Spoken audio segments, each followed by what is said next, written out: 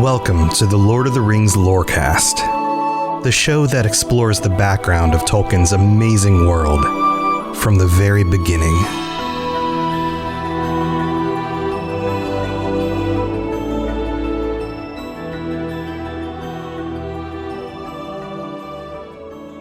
We are about to meet Farmer Maggot, and this is a fun part of the story for me because anytime that we dig into the texts and there are significant differences between the story as it was written and the more familiar version of the story in the movies, being that it's so much easier just to turn on a movie and watch it than it is to read through an entire novel again, I get excited because there are differences and the differences are interesting. And this doesn't mean any shade towards Peter Jackson or the writers or anybody who worked on the movies in this regard. You have to streamline things down. You have to make it palatable to the movie-going audience.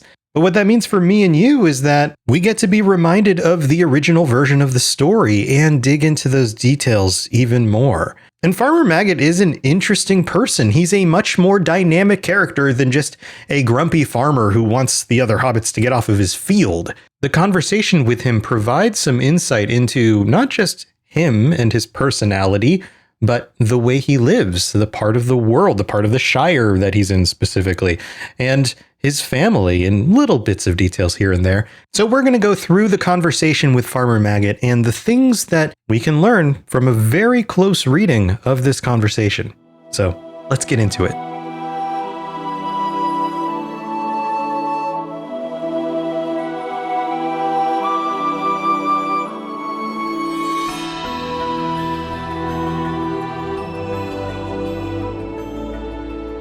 So the hobbits are working their way down the lane toward the house. It's described as having thatched roofs and its large farmhouse buildings are peeping out among the trees. And then we get this interesting line. The maggots and the puttyfoots of Stock and most of the inhabitants of the Marish were house dwellers. Now, in some of the bonus episodes, we've gone over a lot of the different names, a lot of the different families of hobbits and the locations like the Marish and Stock and places like that. But this is one of the places where we get a reference in the novels of these locations, and we can derive certain things just from them being brought up. The puttyfoots of Stock is interesting because puttyfoot and the word Marish have similarities. Puttyfoot is a term that may be a combination of both puddle and toad or frog, because that's what pudda means. So we can think of the puttyfoots being named that because they're the kinds of people who step in marshy, wet land that would have things like frogs in it, like a swamp or a marsh. And the place name Marish looks a lot like the word marsh, so there's probably a connection there. Also, I joked a little bit last week about Farmer Maggot's name, the last name being Maggot, and how that's kind of gross, but think about what happens in a wetland like that. Bodies decay fairly quickly. They get eaten by maggots.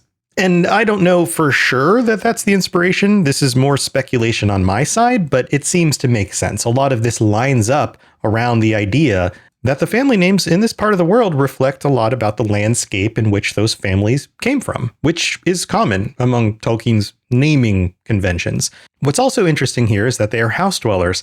But it makes sense if you think about it for a minute. If you were to live in a somewhat swampy area, then digging into the ground to live in a hole would be a terrible idea. Also, they're closer to the borders of the Shire, and who lives on the borders of the Shire but regular humans who are more likely to live in houses, house dwellers.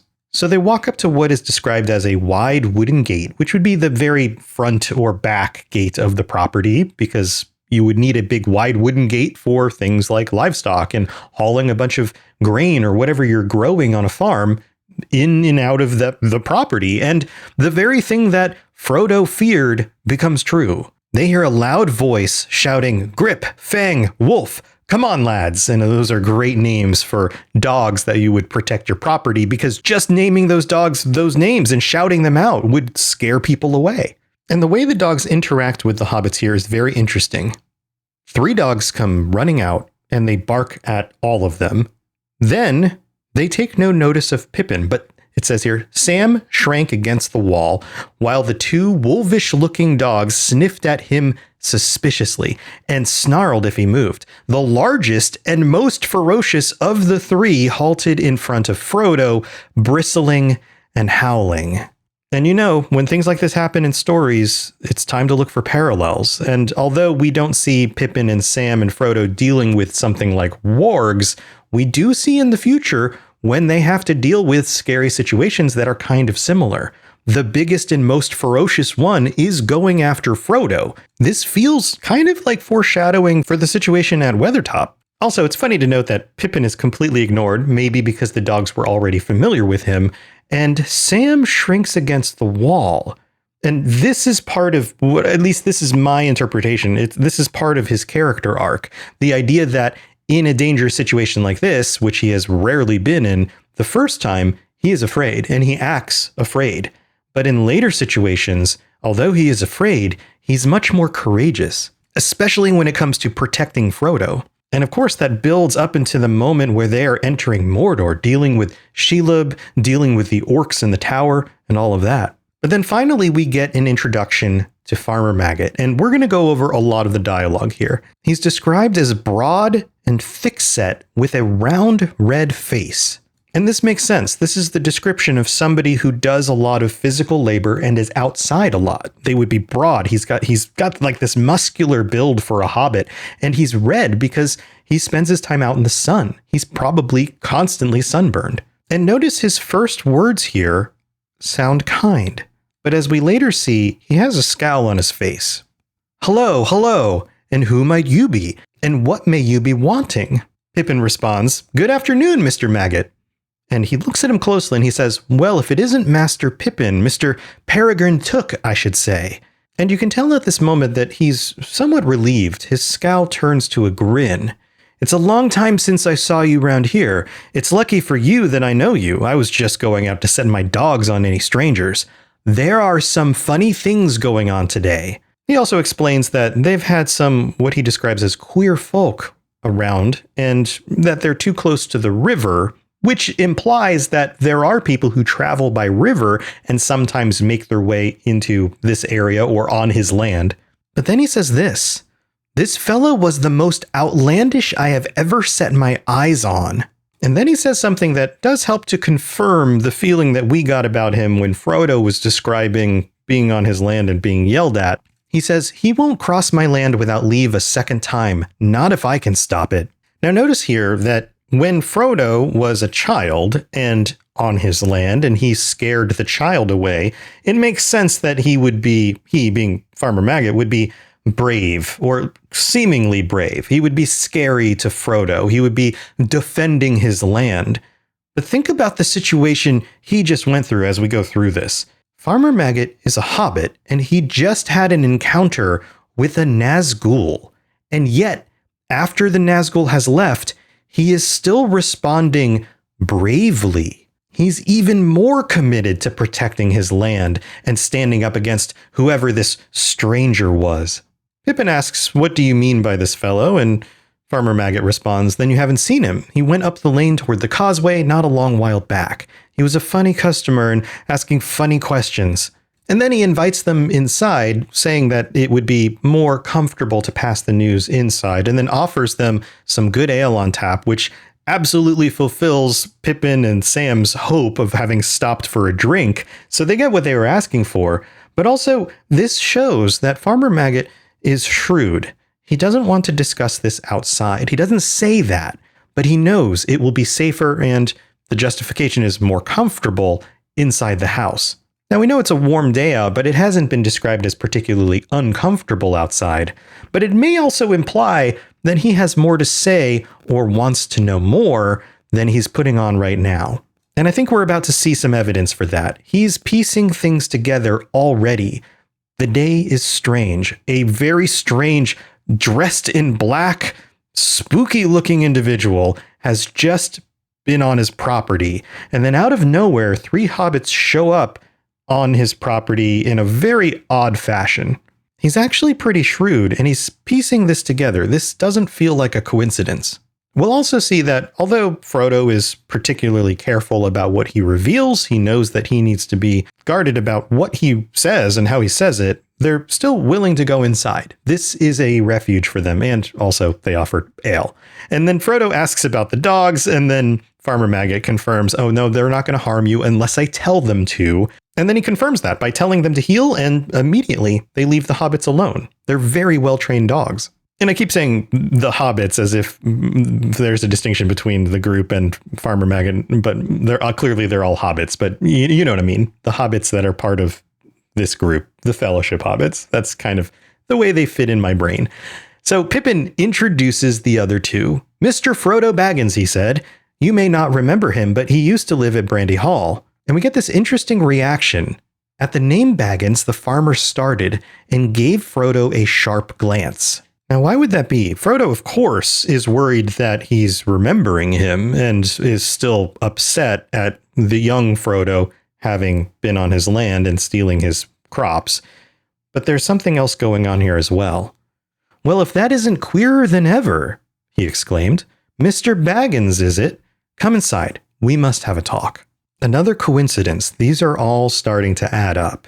And they're brought inside, and Mrs. Maggot brings out beer in a huge jug for them to enjoy. And this is traditional hospitality. And the first thing I thought here was, wow, have we become much more progressive than that over the years? For example, if I were to bring some people I had met inside my house, I wouldn't expect my wife to then pour the drinks and bring them in to all of us. Although it would be nice if she did, I wouldn't expect it as a regular thing. I would probably go into the kitchen myself with my friends or the new people I met and pull out the drinks myself while talking to them because they're my guests. They're not her guests.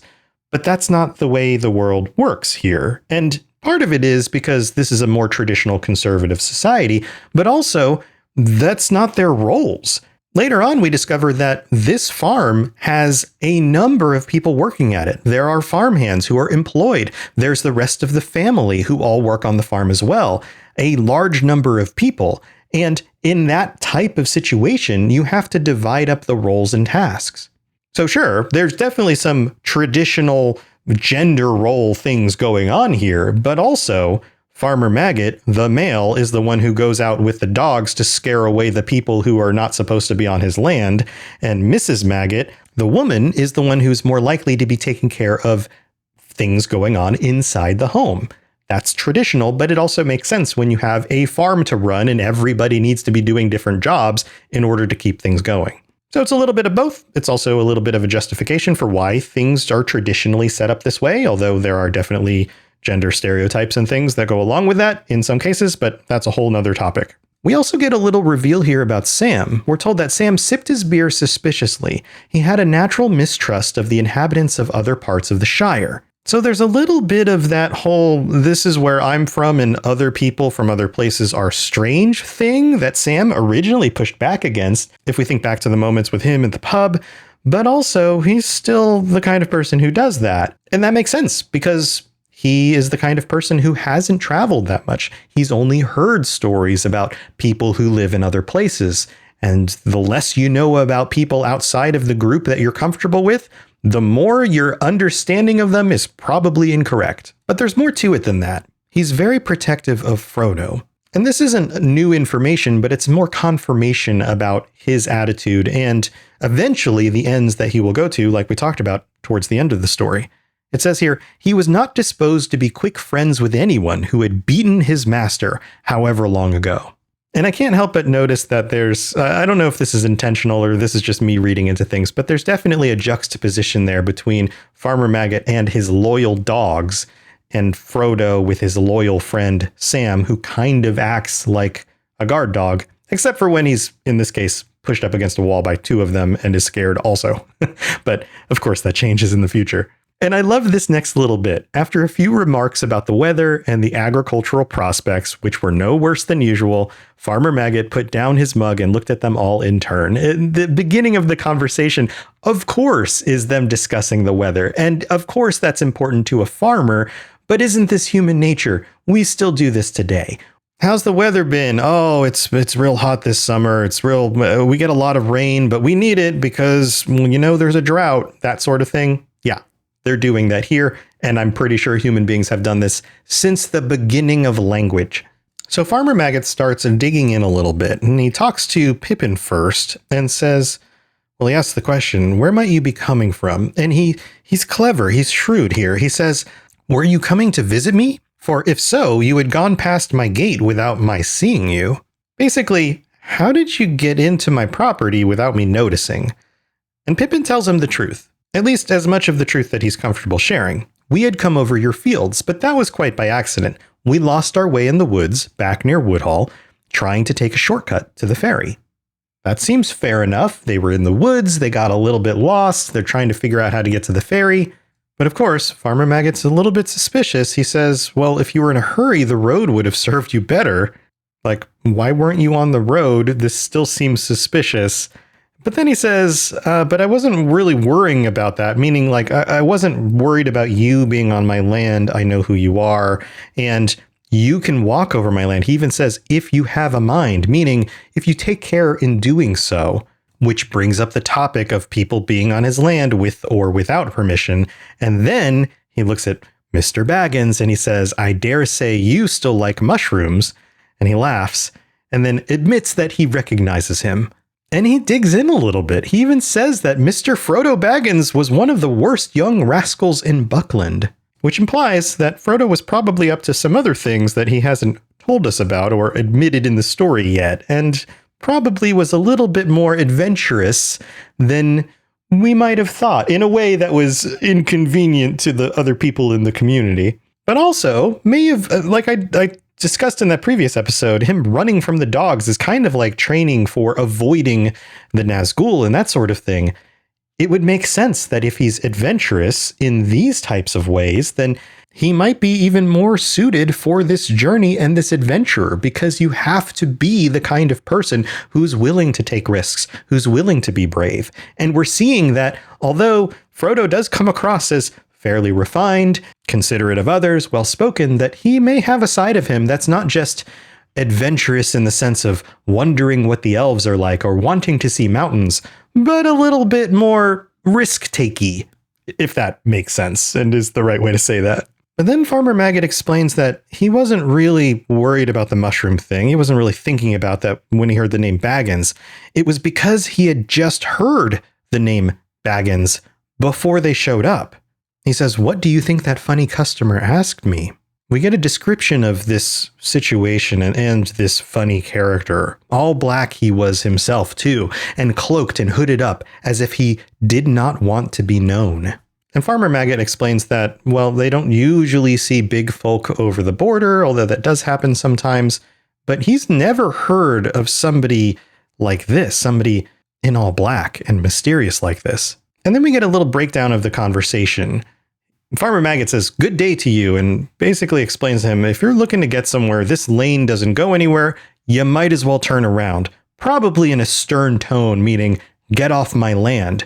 Then Grip, one of the dogs, runs up, gives him a sniff, and then lets out a yelp as if he had been stung, and he runs off howling. Even the dogs know that this thing is evil. And then we get more of the dialogue directly from the Nazgul, which I find interesting here. It says, I come from yonder, in a slow, stiff, like pointing back west over my fields, if you please, as Farmer Maggot describes. Have you seen Baggins? Farmer Maggot says that he couldn't see his face because his hood fell down so low. We don't get that invisible language here, but he's definitely still hidden. The farmer's response is, be off. There are no Bagginses here. You're in the wrong part of the Shire. You had better go back west to Hobbiton, but you can go by road this time. And he's being stern. He's basically like, well, get off my land, but also you're in the wrong place. Clearly everyone knows that the Bagginses are in Hobbiton, but that doesn't end the conversation. Baggins has left, he answered in a whisper. He is coming. He is not far away. I wish to find him. If he passes, will you tell me? I will come back with gold. Now this is interesting. Notice that the sentences are all very short. And when in this book, or any of the books that you've read by Tolkien, does he keep his sentences short? And I'm I'm guilty of this too. Maybe it's an imitation because this is one of the series that I learned how to write from, maybe because I read it at such an early age. But there's always lots of ideas going on. And yet the Nazgul is short and to the point. And then he offers bribery. He clearly understands that everyone he comes across is scared, and none of these hobbits are going to want to help him because he comes across like a creeper. But maybe some of them are greedy enough to be motivated by, well, gold. And this reveals more about Farmer Maggot as well. No, you won't, I said. You'll go back where you belong, double quick. I give you 1 minute before I call all my dogs. And this shows that Farmer Maggot is not a greedy individual, and he knows that whoever this stranger is, he's not here for any good reason. It also shows that he is still brave enough to say that he's going to call all of his dogs, even though he saw the way one of the dogs responded in total fear of this thing.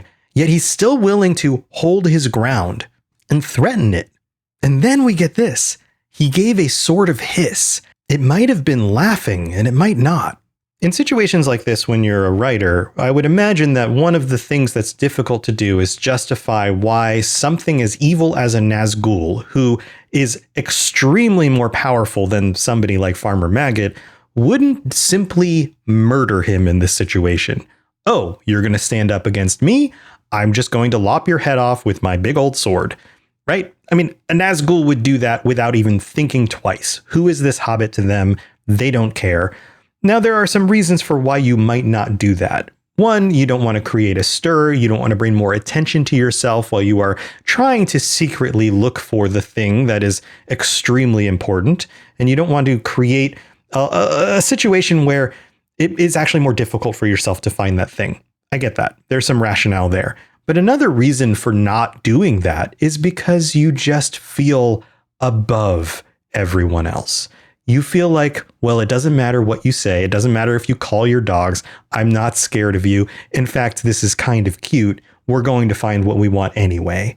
It's the idea that there's so much hubris here that it gets in the way of them doing something that would otherwise still kind of make sense for the character. Now, the thing that comes to mind in this situation is, how does Frodo navigate the rest of this type of conversation without giving too much away? And at first, we're told that he sits and looks at the fire. The only thing he's thinking in this moment is, how on earth would they reach the ferry? This is yet again more confirmation that they have very, very narrowly escaped, and that anywhere they go from this point forward, they are going to continually be in danger. Frodo says, I don't know what to think. And we get this really interesting response from Farmer Maggot. I'm going to read it and then I'll explain it to you. Then I'll tell you what to think, said Maggot. You should never have gone mixing yourself up with Hobbiton folk, Mr. Frodo. Folk are queer up there. Sam stirred in his chair and looked at the farmer with an unfriendly eye. But you were always a reckless lad. When I heard you had left the Brandybucks and gone off to that old Mr. Bilbo, I said that you were going to find trouble. Mark my words, this all comes of those strange doings of Mr. Bilbo. His money was got in some strange fashion in foreign parts, they say. Maybe there is some that want to know what has become of the gold and jewels that he buried in the hill of Hobbiton, as I hear. Farmer Maggot is more right than he knows. Now, it's not about the gold and jewels, and it's not about the treasure, but it is about a treasure, a golden treasure, the ring. And had Bilbo not gone off on that adventure, then none of the hobbits in the Shire would be seeing Nazgul running around right now. And had Frodo not gone to live with Mr. Bilbo, he wouldn't be the one left responsible by the things Mr. Bilbo did. So Farmer Maggot's actually right. He doesn't understand the full context, but he's got the broad strokes. And Frodo doesn't say anything here, but we're told the shrewd guesses of the farmer were rather disconcerting. Farmer Maggot is again and again showing us that he is more interesting than we would have expected. He's an intelligent, shrewd individual. He's brave, and he's kind. He says that he's glad he came back to Buckland, that his advice is to stay here. Of course, he doesn't understand that Frodo needs to leave, but that would be good advice if you were in a place that was worse. And why don't you come home to us? We'll take care of you. He even says, you'll have friends in these parts. If any of those black fellows come after you again, I'll deal with them. I'll say you're dead or have left the Shire or anything you like. Have left the Shire? He's so close to the truth. And then he guesses that it's probably not you they're after. It's old Mr. Bilbo that they're after. That's what they're looking for. So why don't you just leave that as it is? Frodo says, maybe you're right. And then we get even more insight into Farmer Maggot's being able to figure out what's going on here. He starts putting the pieces together, explaining that this is no accident. This is no coincidence. But he also knows it's not really any of his business. He says, I am not asking you to tell me anything you have a mind to keep yourself. But I see you're in some kind of trouble. Perhaps you are thinking it won't be easy to get to the ferry without being caught. Now, he knows they're headed to the ferry because that's what Pippin told him a minute ago. But he also is smart enough to know that they now think that they're being chased or already knew that they are being pursued and that they don't feel safe. And so they need to get to the ferry. And Frodo's reaction here is great. He says, I was thinking so. Agreeing with him, saying like, you figured it out. And well, nothing's going to be accomplished if they just sit here and think and keep talking. So it's time for him to go. And then Frodo opens up. He says, thank you very much indeed for your kindness. I've been in terror of you and your dogs for over 30 years, Farmer Maggot. Though you may laugh to hear it, it's a pity, for I've missed a good friend. And now I'm sorry to leave so soon, but I'll come back, perhaps, one day, if I get a chance. Which seems to reveal more than he was expecting to reveal, but also makes us wonder, are we going to get to see Farmer Maggot again? And fortunately, there's a payoff for that at the very end of the trilogy, which we'll get to when we get there. He then offers for them to stay for dinner, which is of course very kind, but Frodo says they need to be going and they need to get to the ferry before dark, if possible. Frodo here is willing to do whatever he needs to do in order to continue being safe, of course. And a nice warm meal with the Maggot family would be delicious, I'm sure, but he needs to get on the road. But then Farmer Maggot's like, no, hold on. We'll feed you dinner and then I'll take you by wagon and it'll still save you some time. Both extremely kind in that he's keeping them in his home and feeding them, but also willing to risk going out into the wild with a Baggins when there are clearly dark, scary things that are after him. What a stand-up guy. Farmer Maggot's amazing. And then we get everybody coming to the meal. We learn about his 2 sons and 3 daughters, the other farmhands that are working there. The whole group has this big meal together, which I'm sure is very warm and feels not just comfortable and fills up their stomachs, but this is a little bit of good old Hobbit hospitality. It's that same thing they get with the elves, and this idea that warmth, the conveyance of warmth and comfort and hope actually is something that fights against the darkness. They pack up and get ready to leave, and we get this wonderful line from Mrs. Maggot, who says, you be careful of yourself, Maggot. And I love that she just calls him Maggot. That's great. I would imagine that this is something that she called him even back when they were dating, because of course they had different last names, and oftentimes you can call somebody by their last name. And this seems like the kind of thing that she's continued to do, even 5 children and however many years later. Don't go arguing with any foreigners and come straight back. It implies that she absolutely knows the kind of person he is, that he would be willing to argue with foreigners, and he's just that kind of guy, right? But it also shows that she loves him and that she doesn't want him to do anything that's going to get him in trouble or hurt. And this whole thing wraps up. It feels so comfy. He says, I will, and he drives out the gate. They go a little bit on their journey, and then we get this. Maggot got down and took a good look either way, north and south. But nothing could be seen in the darkness, and there was not a sound in the still air. Then strands of river mist were hanging above the dikes and crawling over the fields. It's going to be thick, said Maggot, but I'll not light my lanterns till I turn for home. We'll hear anything on the road before we meet it tonight.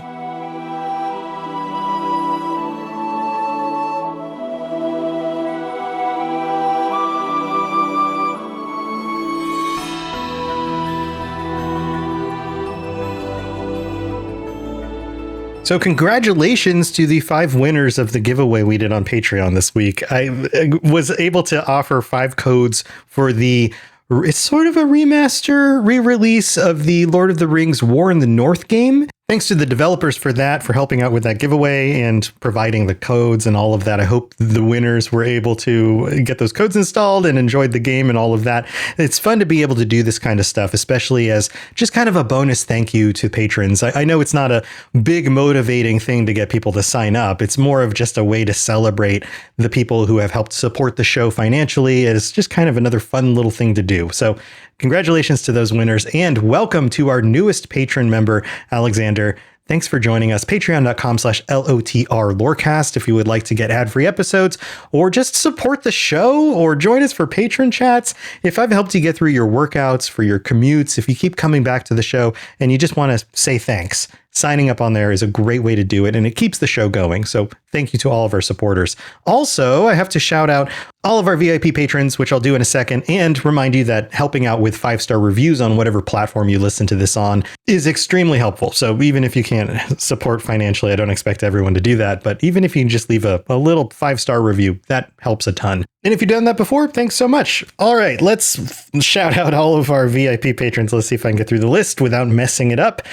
Fulcrum, David S., Daniel Nightweaver, Capenna, Richard J., TJT, AK Music Lover, Barney D., Azzle Razzle, Blade of Anduril, Lori B., Norwegian Myar, Mason Weathertop, Divine Madman, Rosie Rose, Huon is my hero, Aldarion is right, Averiel, Party Snacks, Artemis, Kirasi, Das S., Silver Star, Silver Hobbit, and my name is August West. Thank you so much to all of you. I hope you have a wonderful rest of your week, and I'm excited to be getting into the Old Forest coming soon. Again, more content that was not used in the films that I'm excited to dive back into the books on, because there's all sorts of hidden treasures for sure. So looking forward to that. And in the meantime, be a Farmer Maggot. He seems like a great guy. He's shrewd, he's brave, he's kind, he's forgiving. He's scary on the surface, but man, what a stand-up guy. All right, have a wonderful week.